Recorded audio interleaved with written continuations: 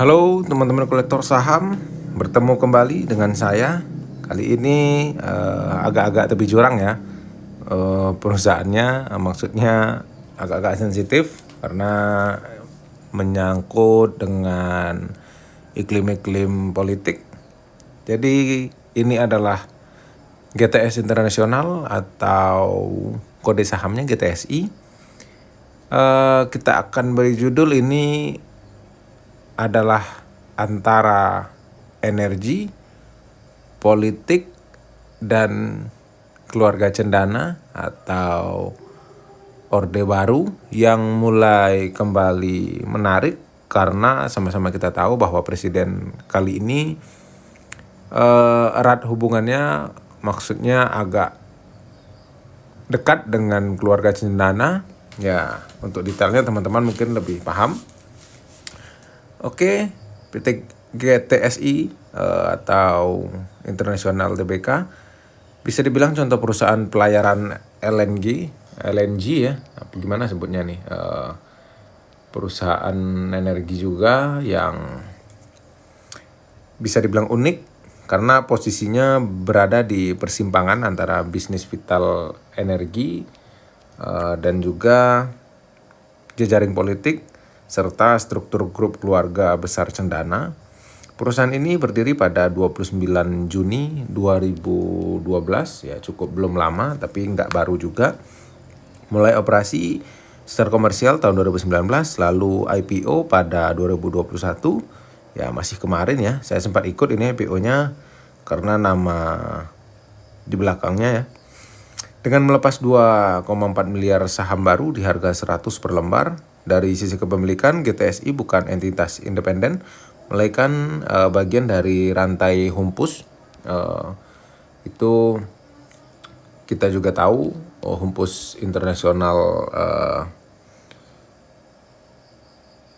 Maritim ya, atau kode sahamnya HUMI juga sudah lebih dulu melantai di bursa saham.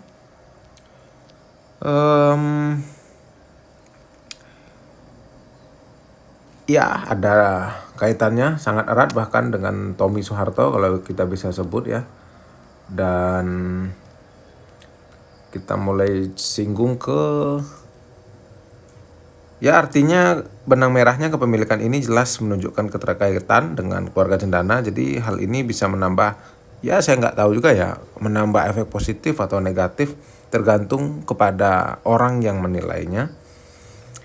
Tapi sejauh ini dengan berjalannya pemerintahan Prabowo, di mana adalah bagian dari itu, ya tentu banyak investor berharap keberlangsungan bisnis ini atau entitas ini lebih stabil ke depannya, setidaknya 5 tahun ke depan.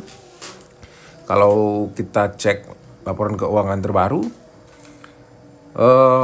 ini bisa teman-teman tambahkan aja ya, seperti sebelum-sebelumnya Q1 dan Q2 karena ini semester 1.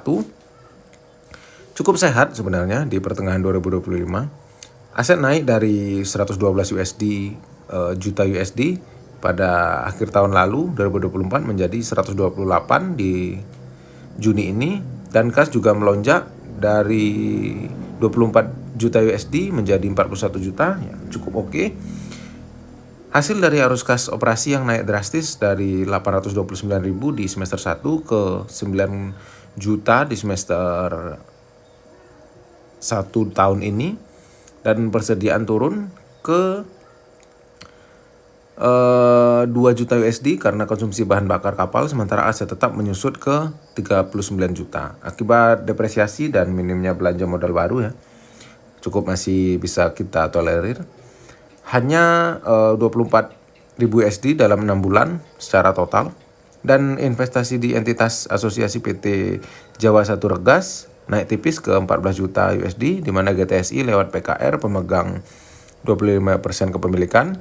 Lalu di sisi lain liabilitas juga naik dari kita cek ya. Ini ya. Liabilitas juga naik sebesar dari 46 juta USD ya ke 57 juta USD, sebagian karena pinjaman baru dari BRI. Wow, BRI ya, senilai 10 juta USD dengan jaminannya kapal energi yang Eka Putra dan piutang usaha serta beban panjang dari Bamboo Mountain, itu perusahaan dari Thailand apa dari Singapura gitu ya, sebesar 19 juta USD yang tenornya diperpanjang menjadi 2000 sampai ke 2049 dengan bunga 8,27%, dan utang pajak melonjak 1,9 juta USD, sedangkan kewajiban imbalan kerja karyawan tetap masih kecil karena karyawan yang sedikit ya, sebesar 235.000 USD. Lalu ekuitas juga ikut naik sebesar 70 juta USD dengan earning yang melonjak 4 juta USD dan cadangan umum yang ditambah menjadi 120.000 USD. Pendapatan revenue ya. Bentar.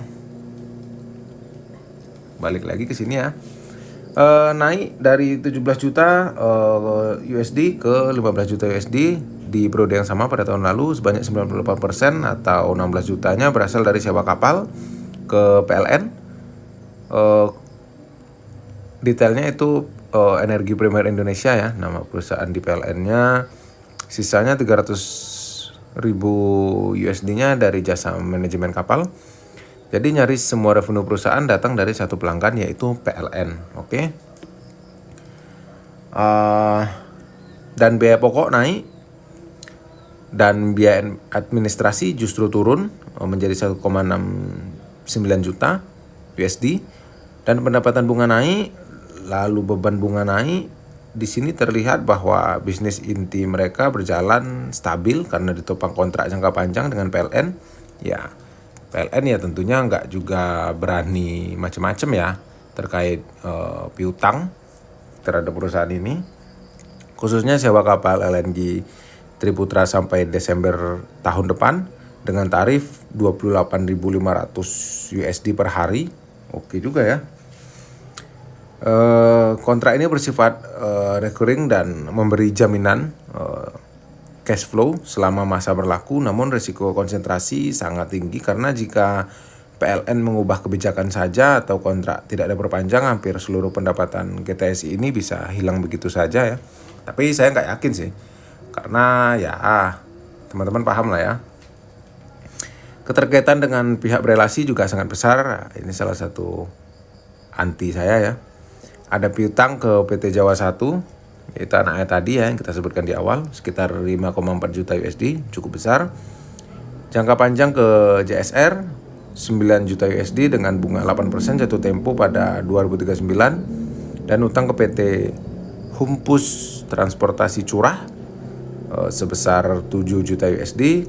Lalu GTSI juga meminjam 3,2 juta USD ke induknya Humpus Maritim dengan bunga dengan bunga pinjaman 3%. Transaksi operasional pun banyak lewat grup Humpus ya, mulai dari pembelian bahan bakar, itu juga dari Humpus Trading, anaknya Humi juga. Lalu ada biaya kru itu ke PT, ini di sini statusnya PT-nya PT luar sih, tapi kita nggak tahu juga intriknya, kita skip aja. Jadi struktur bisnis kita sih sebenarnya benar-benar tertutup ya, karakternya sama lah ya dengan ekosistem keluarganya.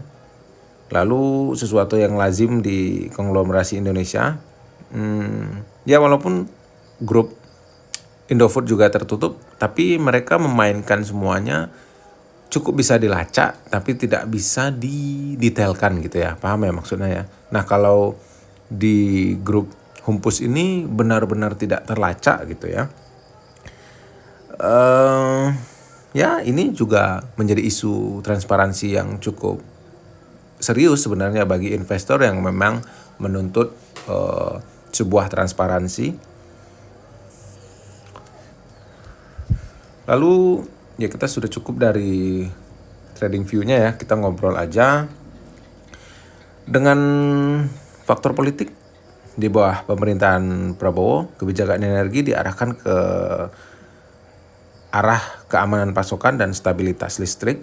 GTSI yang menyuplai jasa transportasi ke PLN sebenarnya berada di jalur yang strategis, apalagi dengan keterkaitan kepemilikan ke Tommy Soeharto yang notabene masih punya pengaruh dalam lingkaran politik sampai saat ini ya, maupun bisnis nasional.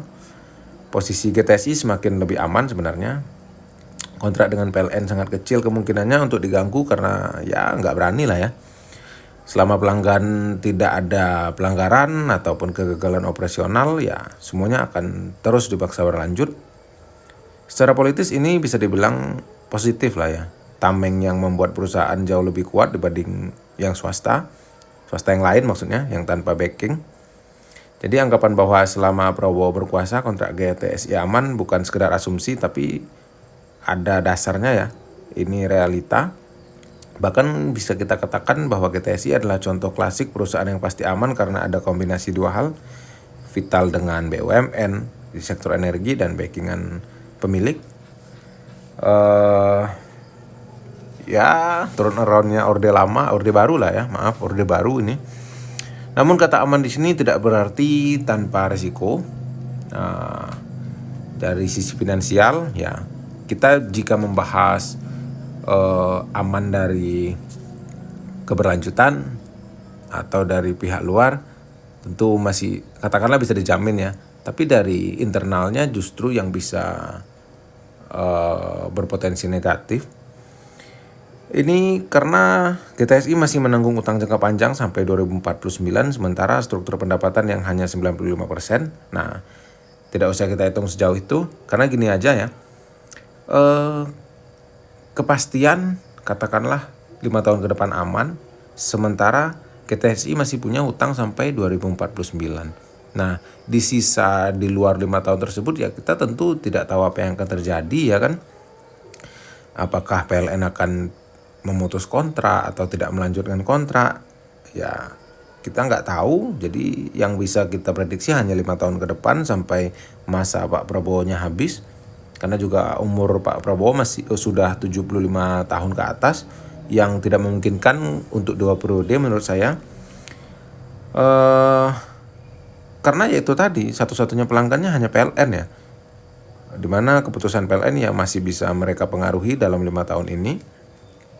Politik bisa memberi perlindungan, tapi risiko bisnis murni seperti kenaikan biaya, kurs, dan kebutuhan lainnya tetap nyata, nggak bisa